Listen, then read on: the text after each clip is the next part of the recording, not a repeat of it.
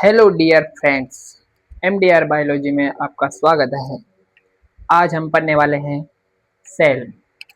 यह अपनी 11th class की बायोलॉजी का चैप्टर है cell the unit of life. इसका आज हम पार्ट 1 पढ़ेंगे कि कोशिका क्या है, कोशिका की खोज किसने की, कब की, इनके कुछ सिद्धांत है, किसने दिए, कब दिए, इन सब चीज़ों के बारे में आज हम इस वीडियो में पढ़ेंगे। तो सबसे पहले आप चैनल को सब्सक्राइब कीजिए और बेल आइकन को दबाइए। चलिए अपने टॉपिक पे चलते हैं, कोशिका के बारे में पढ़ते हैं। सबसे पहले मैं आपको ये बता दूं कि कोशिका की खोज किसने की। 1665 में एक वैज्ञानिक थे, रॉबर्ट हुक। इन्होंने सबसे पहले कोशिका की खोज की। अब आप ये पूछेंगे कि कहाँ की, तो इन्होंने पहली बार कॉर्क को माइक्रोस्कोप से देखा और उन्हें सेल नाम दिया। इन्होंने मृत कोशिकाओं की खोज की, डेड सेल की, और इनकी पुस्तक है माइक्रोग्राफिया। फिर इनके बाद में एक वैज्ञानिक जी आए 1674 में, एंटोन वॉन लीeuwenहोक। इन्होंने पहली बार लिविंग सेल्स को देखा, अर्थात जीवित कोशिका को देखा और सूक्ष्म जीवों का अवलोकन किया। ये फादर ऑफ माइक्रोबायोलॉजी कहलाते हैं। अब आपसे ये पूछ लेंगे कोई कि फादर ऑफ माइक्रोबायोलॉजी कौन है, तो एंटोन वॉन लीeuwenहोक है। फिर इनके बाद में 1831 रॉबर्ट ब्राउन नामक वैज्ञानिक आए। उन्होंने प्लांट सेल में न्यूक्लियस की खोज की, अर्थात केंद्रक की खोज की।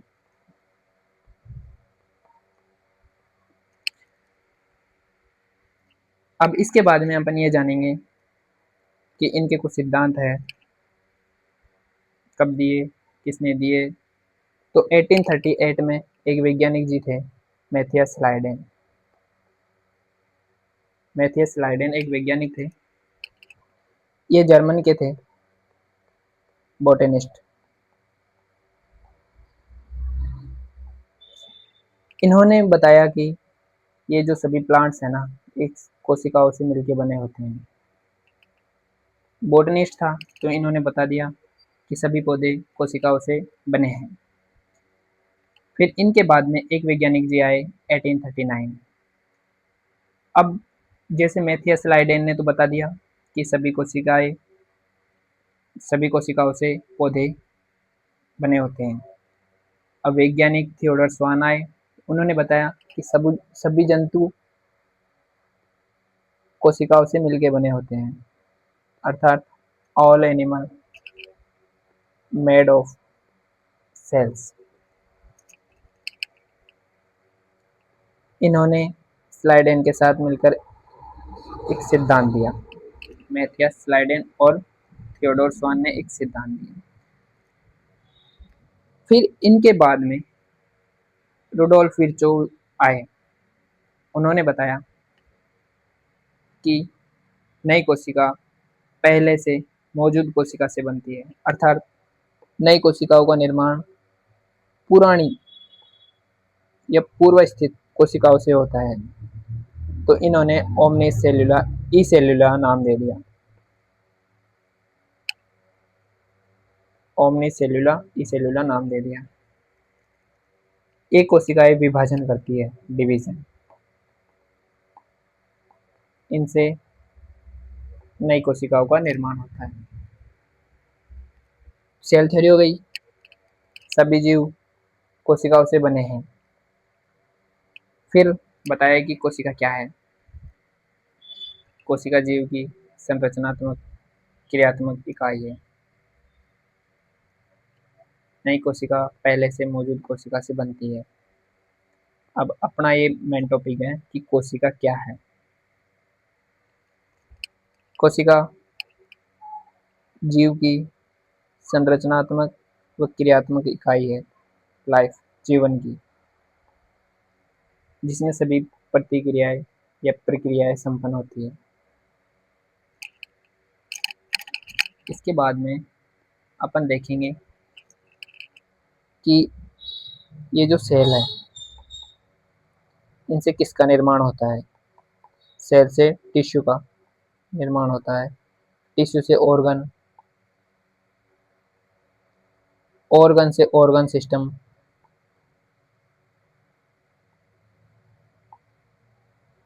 और ऑर्गन सिस्टम से ऑर्गेनिज्म।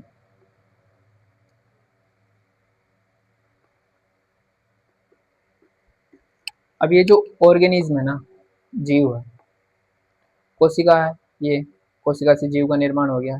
इसके बाद इससे कोशिका से टिश्यू बने, टिश्यू से ऑर्गन बने, ऑर्गन से ऑर्गन सिस्टम बना, ऑर्गन सिस्टम से ऑर्गेनिज्म बन गया। तो अब ये ऑर्गेनिज्म है ना, ये दो प्रकार के होते हैं। ऑर्गेनिज्म मतलब दो प्रकार की कोशिकाएं, जैसे यूनिसेलुलर अर्थात एक कोशिकीय है, यूनिसेलुलर और एक मल्टीसेलुलर। इसका अर्थ है एक कोशिकीय और इसका है बहुकोशिकीय।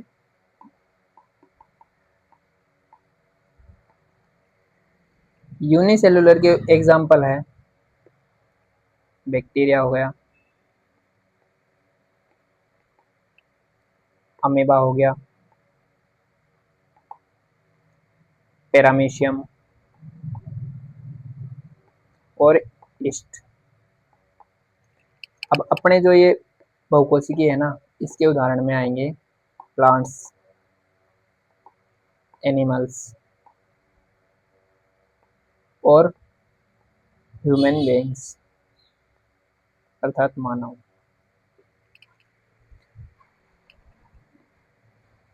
अब अपन ये पढ़ेंगे कोशिका की संरचना, इसमें क्या क्या पाए जाते हैं, क्या नहीं पाए जाते हैं, इन सब चीज़ों के बारे में अपने पास ये डायग्राम है तो देख लेंगे। The fundamental unit of life, जीवन की मूल इकाई, क्रियात्मक। हाँ, ये जो सेल है, सिंपल सी सेल है,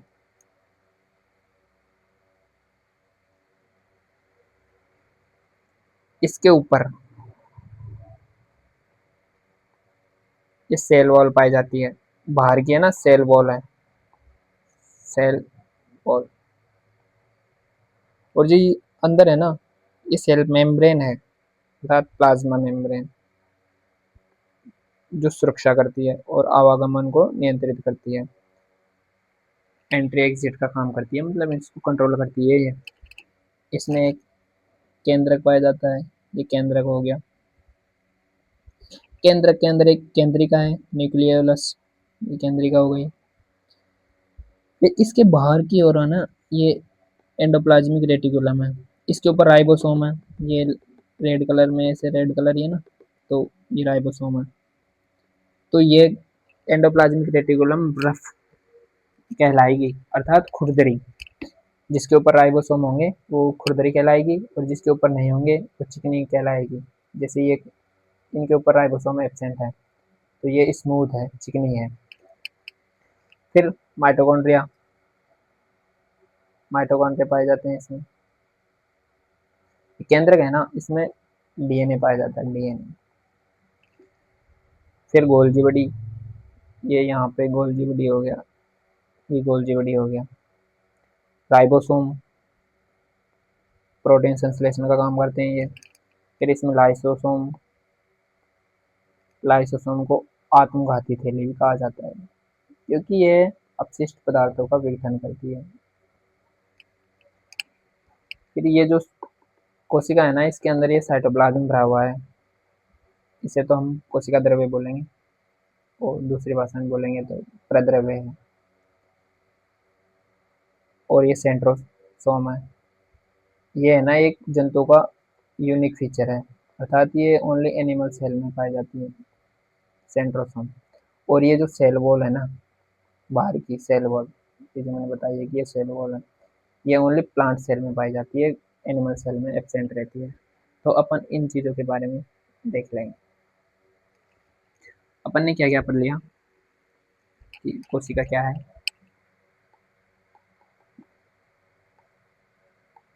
कोशिका की खोज किसने की? खोज पढ़ ली है।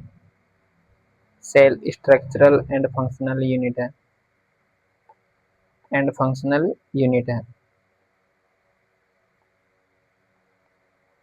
ऑफ लाइफ, जीवन की। फिर अपन ने खोज पढ़ ली कि इसकी खोज किसने की, कब की? 1665 में रॉबर्ट हुक नामक का एक वैज्ञानिक था, तो इन्होंने डेड कोशिकाओं की खोज कर ली, रॉबर्ट हुक। फिर लिविंग सेल की खोज हो गई। लिविंग सेल 1674 में एंटोनी वॉन लिवेनहॉक।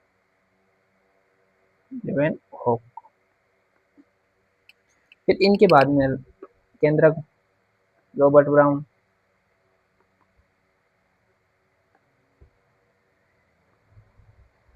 न्यूक्लियस। इसके बाद में अपन ने सेल की ये थ्योरी पढ़ ली, सेल थ्योरी। मैथियस लाइडेन नामक वैज्ञानिक था, मैथियस लाइडेन। ये एक प्लांट का साइंटिस्ट अर्थात बोटेनिस्ट था, बोटनी का बोटेनिस्ट था ये, जर्मन का। इसने क्या बताया कि ये जो सभी पौधे हैं ना, कोशिकाओं से मिलके बने होते हैं, सेल से निर्मित होते हैं। All plants are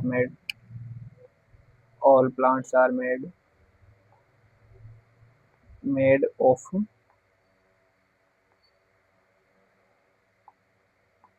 cell. इसके बाद में भाई साहब आए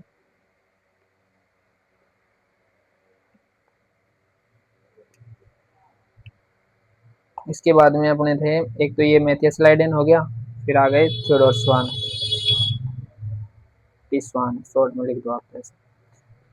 इन्होंने बताया कि ये जो ये है ना एक जन जंतुओं का होता है zoologist.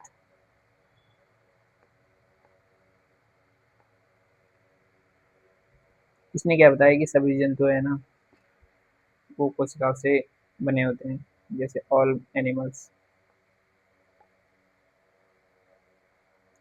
Are made of cell.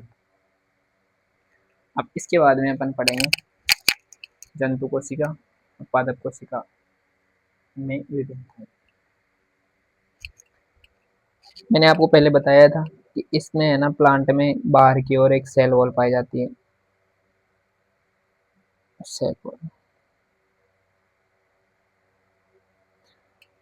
और अंदर की ओर एक वैक्यूल, जिसे हम पानी की टंकी के नाम से भी जानेंगे इसे, पानी की टंकी। ट्रिक अपना याद करने का तरीका है ये तो, और मतलब तरीका तो क्या ही है, इसमें है ना पानी भी भरा होता है। इसमें एक केंद्रक होगा, ये केंद्रक है,